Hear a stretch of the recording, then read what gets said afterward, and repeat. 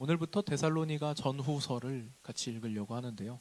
제가 휴가 기간에 지난주에 제가 여러분들과 다른 장소에서 예배를 드렸어요. 그죠?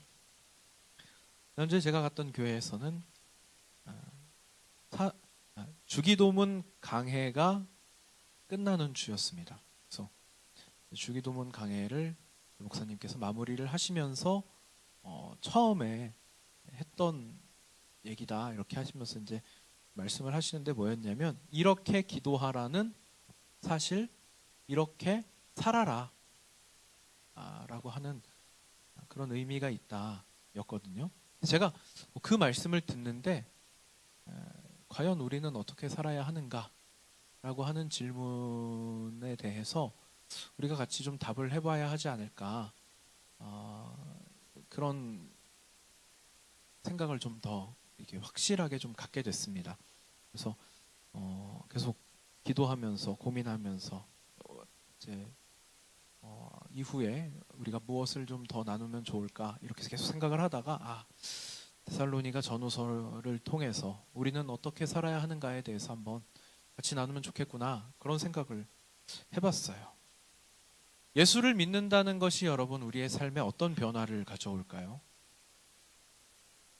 예수를 믿기 전과 후를 이렇게 나누어서 본다 그러면 여러분의 삶에 어떤 것이 가장 큰 변화일까요? 많은 분들이 어려서부터 예수님 믿었다고 하기 때문에 우리 청년부의 구성상 그래요.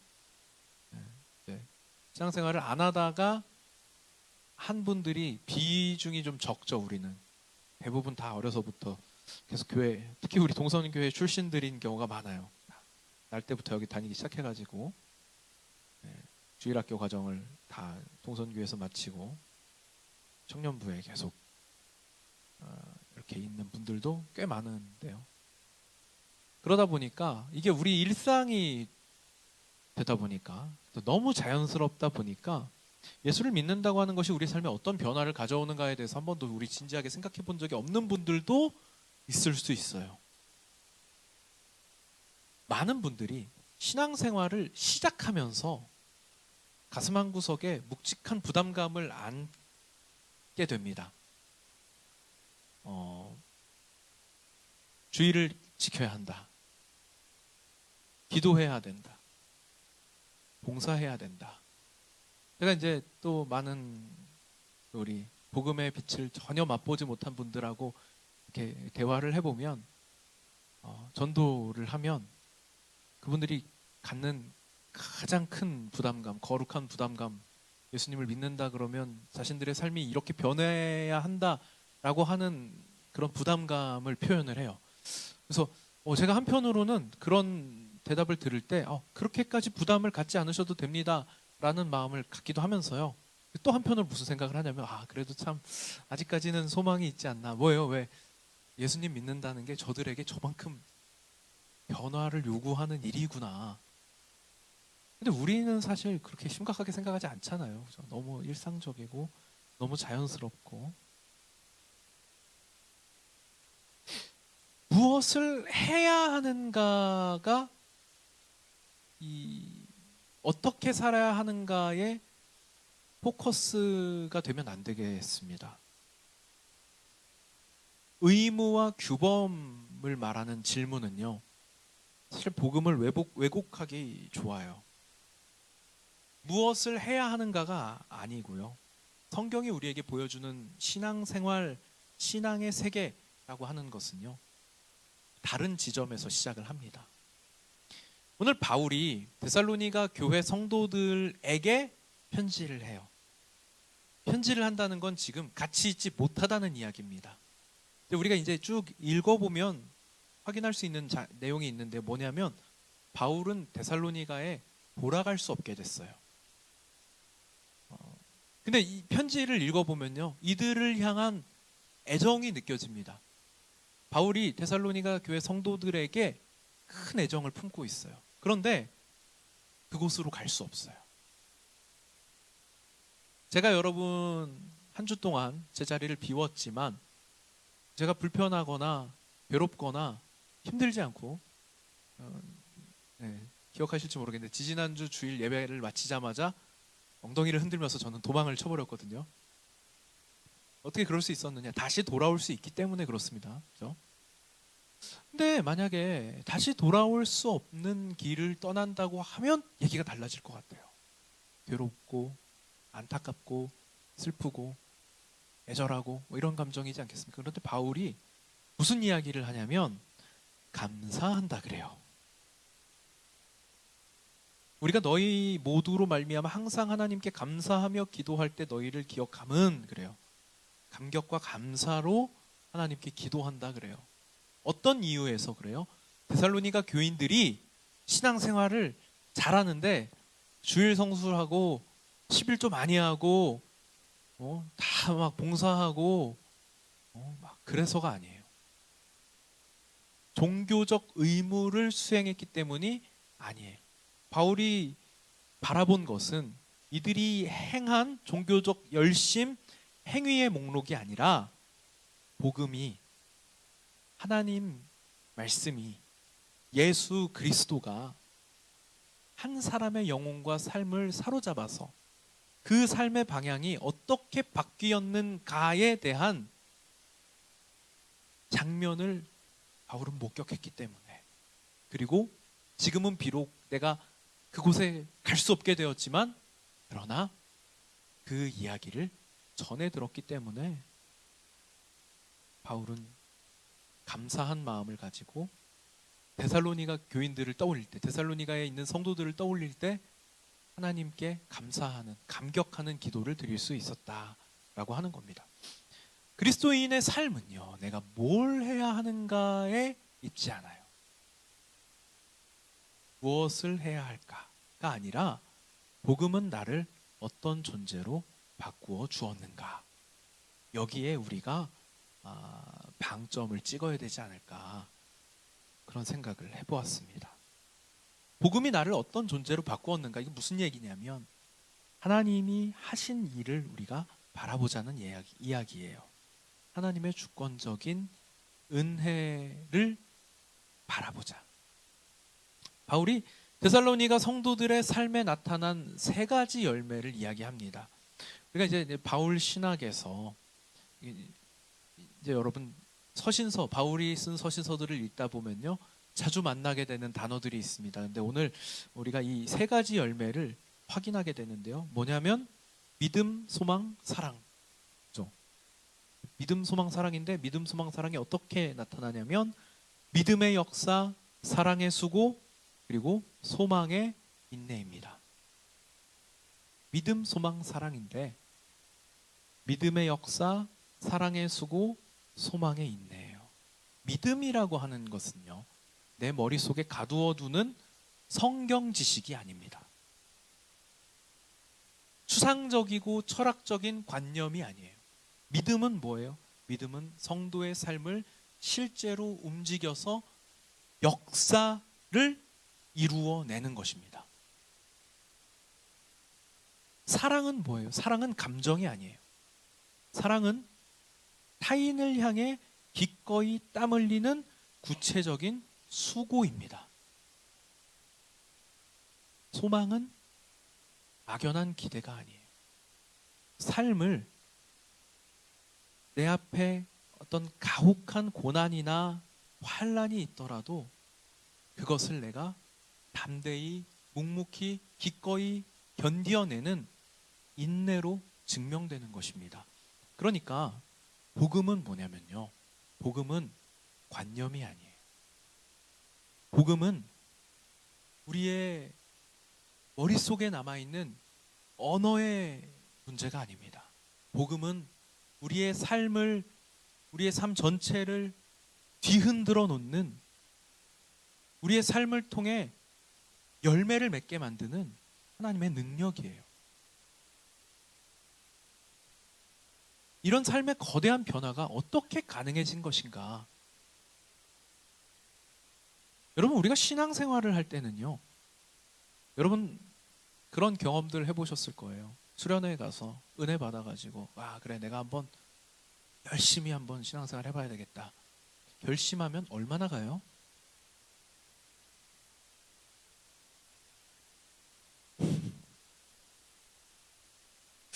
아니, 네, 다 경험이 있잖아요. 다 예, 중고등부, 청년부 시절을 다 우리 수련회 하이라이트잖아요. 1년 사역의 하이라이트인데 수련회 무용론을 펼치려고 하는 것은 아니지만 여러분 거대한 결단이 있어요. 그리고 나서 일상으로 돌아와요. 길어야 일주일 아니에요? 그죠? 저도 그런 경험을 많이 했습니다. 저도 그런 경험을 많이 했어요. 제가 인격적인 예수님의 만남을 통해서 내 삶이 정말 하나님께서 택해 주신 복된 삶이구나를 깨닫고 나서도 온전히 이 복음 안으로 돌아오기까지는 꽤 많은 시간이 필요했습니다. 네. 결단해요. 결심합니다. 이젠 정말 내 삶을 하나님 나라와 그 영광을 위해서 한번 살아봐야겠다. 거대한 결단을 합니다. 제가 청년 땐 그런 결단을 했어요. 그래서 첫 번째 은혜를 받고 나서 새벽 기도를 빠지지 않겠다. 물론 제가 제 의지로 빠지지 않은 건 아니었습니다. 전에 간증한 적이 있었던 것 같은데 전 막 가기 싫은데 막 이불 속에서 나오기 싫은데 제가 어쨌든 간에 새벽에 교회를 혼자 갈 수 없었기 때문에 교회가 좀 떨어져 있어가지고 저를 데리러 오는 그 집사님이 아침마다 막 집 앞에서 빵빵거리시고 전화 주시고 받을 때까지 전화하시고 막 그래가지고 정말 울면서 새벽 기도를 나갔어요. 제 의지로 나간 게 아닙니다. 내가 뭔가 의지로 하려고 해도 안 돼요. 안 됩니다. 복음의 도를 진리를 깨달아서 지식적으로 그것을 이해했기 때문에 변화가 되나요? 안타깝게도 여러분 신앙의 깊음을 성경 지식의 많음으로 가늠할 수는 없습니다. 안타까운 일이에요. 물론 신앙이 깊으신 분들은 대부분 성경을 많이 아세요. 신앙이 깊다는 것은 그만큼 내가 하나님을 사랑하고 하나님을 사랑하는 마음이 말씀을 가까이 하는 것으로 표현이 되기 때문에 당연히 성경을 많이 알게 되겠죠. 그런데 성경을 많이 한다고 신앙이 깊은 것도 아니더라라는 거예요. 사도 바울이 변화의 뿌리를 뭐라고 표현하냐면 하나님의 사랑과 주권적인 택하심이라고 말해요.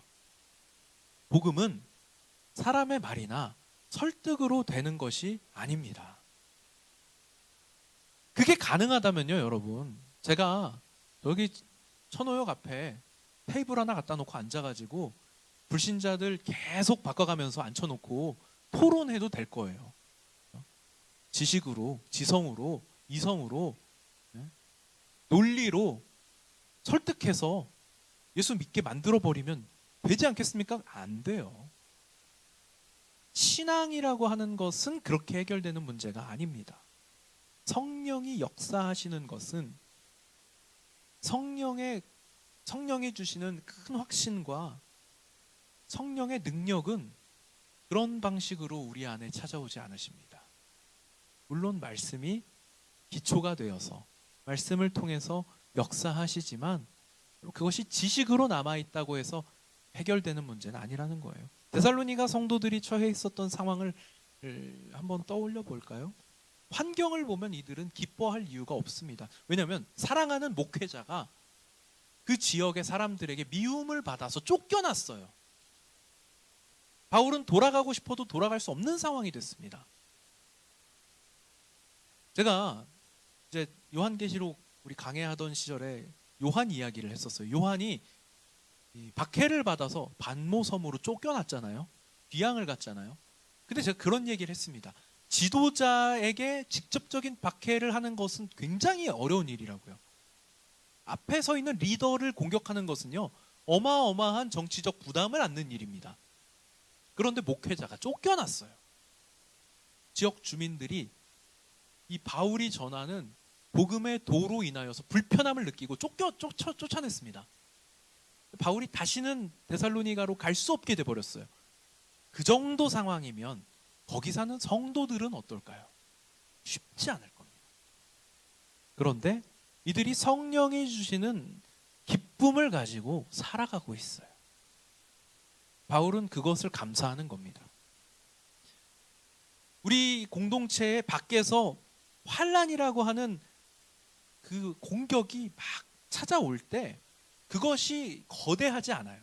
그것보다 더 큰 게 있어요. 우리 안에 뭐가 있냐면 복음의 능력이라고 하는 거대한 것이 있기 때문에 우리 밖에서 우리를 향하여 쏘고 찔러오는 공격이 크게 느껴지지 않은 겁니다. 데살로니가 교회 성도들은 복음을 통하여서 자신들의 삶이 기쁨이 감사가 넘쳐나는 삶을 살 수 있었던 거예요. 복음은요, 우리의 삶의 환경을 바꾸기 이전에 그 환경이 영향을 줄 수 없을 만큼 여러분에게 기쁨을 허락하십니다. 우리의 내면이 그 복음이 주시는 참된 기쁨으로 인해서 새로워지게 됩니다. 그리고 나서 바뀌지 않은 상황을 보아도 감사하고 기뻐할 수 있게 되는 거예요. 그리고 성도의 삶은 결국 새로운 차원으로 나아갑니다. 바울이 오늘 본문에서 세 가지 동사를 사용해서 이렇게 표현을 하는데요. 돌아옴, 섬김, 기다림입니다. 근데 이 세 가지가 뭐예요? 아까 제가 말했던 세 가지 열매, 믿음의 역사, 사랑의 수고, 소망의 인내예요. 그리고 이 세 가지는 또한 우리 믿는 이들에게 과거와 현재와 미래를 복음 안에서 어떻게 새로워질 수 있는지에 대해서 보여줍니다. 먼저 성도는 우상을 버리고 하나님께로 돌아온 이들입니다. 우상이 뭐예요? 오늘 오전 예배 때 바울이 이 에베소 지역에서 전도하던 이야기가 오늘 말씀으로 나왔었어요. 그때 이 바울이 아르테미스 여신을 숭배하는 그 동네 사람들에게 아데미 은상을 만드는 그 은세공업자들에 의해서 막 이제 박해받는 장면이 나오는데요. 그 지역에는 여신을 숭배하기 위한 거대한 신전도 있고요. 그리고 이제 그런 우상 숭배가 만연하면요, 다들 하나씩 갖고 싶어 합니다. 큰 것도 만들고 작은 것도 만들고 집에도 갖다 놓고 주머니에다가 넣고 다니고 막 그러거든요. 근데 여러분 사실은요, 우상이라고 하는 건 그런 눈에 보이는 조각일 수도 있고요. 하지만 눈에 보이지 않는 내 마음 속에 있는 어떠한 것일 수도 있죠. 하나님이 아닌 다른 대상에게 우리가 우리 삶의 안전이라고 하는, 우리 삶의 가치라고 하는, 나의 존재의 의미라고 하는 것들을 거기다가 막 부여하기 시작하면요, 여러분 그게 우상이 되는 겁니다. 오늘날 우리에게는 그것이 돈일 수도 있고요, 나의 지위나 타인의 인정이 될 수도 있고요, 그리고 또 여러분들이 그리는 성공이라고 하는 미래가 곧 우상일 수도 있습니다. 그게 없으면 내 인생이 무너질 것 같은 불안감, 이게 없으면 내가 아무 의미가 없게 느껴질 것 같은 그런 불안함이 있다면 여러분 그게 바로 우상이에요. 그게 바로 우리가 섬기는 우상인 겁니다. 오늘날 이 자리에 우리 함께 예배하고 있는 저와 여러분의 이 마음속에도 하나님이 아닌 다른 무언가 의지하고 있는 대상이 존재할 수 있어요. 그게 우상입니다. 복음은요, 그것보다 더 크고 영광스러우신 하나님을 바라볼 수 있게 해주는 거예요. 복음이 우리에게 우리가 품고 있었던, 우리가 의지하고 있었던 우상보다 더 크신 하나님을 보여주어서 우리가 그걸 붙들고 있었는데 이것이 없으면 나는 망할 것 같았는데 이건 사실 아무것도 아니구나. 이게 아니어도 내 삶을 책임져 주시는 분이 계셨구나 라고 하는 걸 인정할 수 있게 만들어주는 겁니다. 두 번째로 복음은 지금 하나님을 섬기는 삶으로 바꿔줍니다. 우리가 우상을 버리고 하나님께로 돌아왔잖아요. 이 회심이라고 하는 건 그냥 종교를 바꾸는 일이 아닙니다. 제가 우리 군대에 가면 그런 경험을 하게 돼요. 이제 훈련소 때 종교 시간을 갖습니다. 이제 주일이 되면 희망하는 곳에 가서 종교 행위를 할 수 있도록 시간을 허락해 줍니다. 그러면 이제 원래 교회 다니던 이제 친구들은 저는 교회 갑니다 하고 교회를 가겠죠. 원래 성당 다니던 친구들은 이제 저는 성당 갑니다 하고 성당을 가겠죠. 제가 사실은 아직도 제가 그런 편견이 있어서 그런 건지 모르겠지만 불교인 친구들도 있긴 있거든요. 불교인 친구들도 있는데 그들이 매주 절에 가는지는 제가 사실 모르겠어요. 근데 어쨌든 군대에 가면 매주 가야 되기 때문에 매주 이제 절도 갑니다. 근데 종교를 바꾸는 놀라운 순간들을 보게 되거든요. 다음 주에 성당에서 햄버거 준대 그러면 이제 종교를 막 바꿔요. 네. 그런 일들이 실제로 일어납니다. 종교를 바꾸는 문제는 아니에요. 근데 이 회심이라고 하는 건 왜 그래요? 다음 주에 교회 가면 햄버거를 준대. 그래서 햄버거 받으러 교회 온 애들이 회심한 거예요? 아니거든요. 종교를 바꾸는 건 회심이 아닙니다. 회심이라고 하는 건 내 삶의 주인이 바뀌는 거예요. 그죠? 우리가 우상 숭배자로 살았던 삶이 이제 하나님께로 돌아서면 그걸 회심이라고 하는 거죠. 햄버거 때문에 교회 왔으면 햄버거 우상인 거죠. 그죠?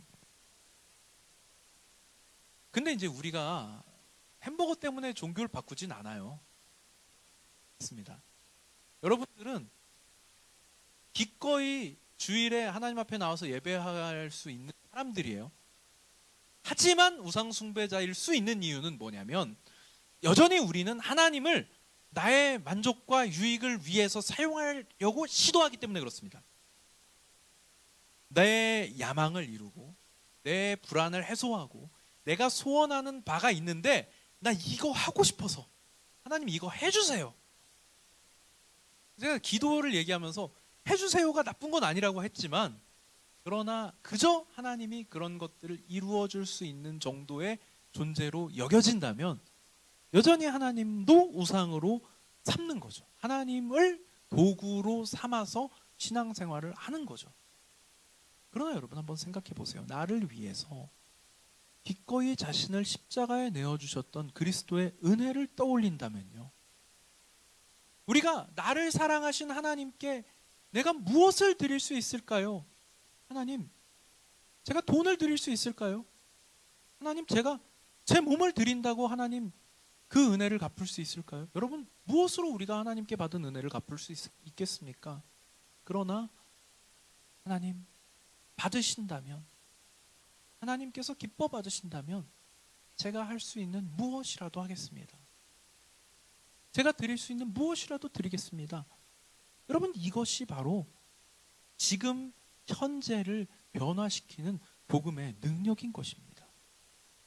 마지막으로 우리의 미래는 다시 오실 주님을 소망하는 것으로 채워집니다. 우리가 장래에 하나님의 진노가 이곳에 임할 것이라는 것을 알아요.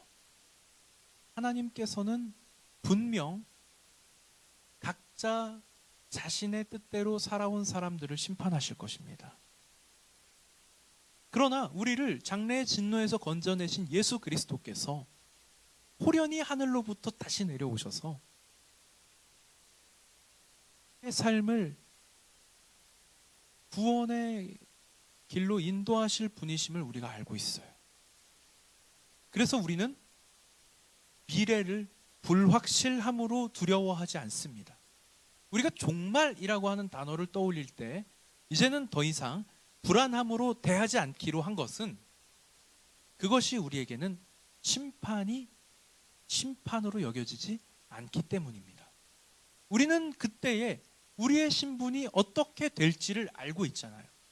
장래 예수님께서 다시 오셔서 온 세상 모든 사람들, 권세자들, 그리고 하나님을 모르고 하나님을 알아도 인정하지 않고 자신의 뜻대로 살았던 많은 사람들이 다 주님 앞에 무릎을 꿇고 그들이 행한 바대로 심판받을 때에 우리는 예수님과 더불어 왕노릇하며 영원히 하나님을 찬양하며 살게 될 것이라고 하는 굳은 약속을 확신하고 있기 때문에 다시 오실 주님을 바라보며 오늘의 고단함을 소망으로 삼고 견뎌낼 수 있는 것입니다.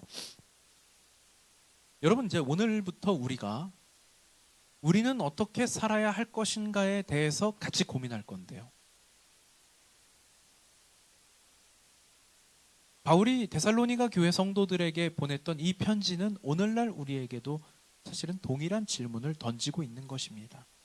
어쩌면 나는 지금도 여전히 내 삶에 보장이 되어줄 것, 보험이 되어줄 것, 나의 만족이 되어줄 것, 나의 유익이 되어줄 것, 내가 의지하고 살아야 할 것들을 여전히 마음에 품고 그것들을 쫓아 살고 있는 것은 아닌지, 아니면 나를 위해서 하나님을 이용하려고 하는 종교인이 된 것은 아닌지, 과연 나는 지금 나를 사랑하시는, 나를 위하여 십자가를 지신 예수님을 위하여서 내 삶을 온전히 기쁨으로 드리고 있는 것인지, 세상의 여전한 소란 속에서 다시 오실 예수님을 소망하며 살고 있는지 여러분에게 동일한 질문을 던지고 있습니다. 물론 제가 말씀드렸던 이러한 질문들은요, 여러분의 마음을 불편하게 하거나 정죄하려고 하는 말씀이 아니에요.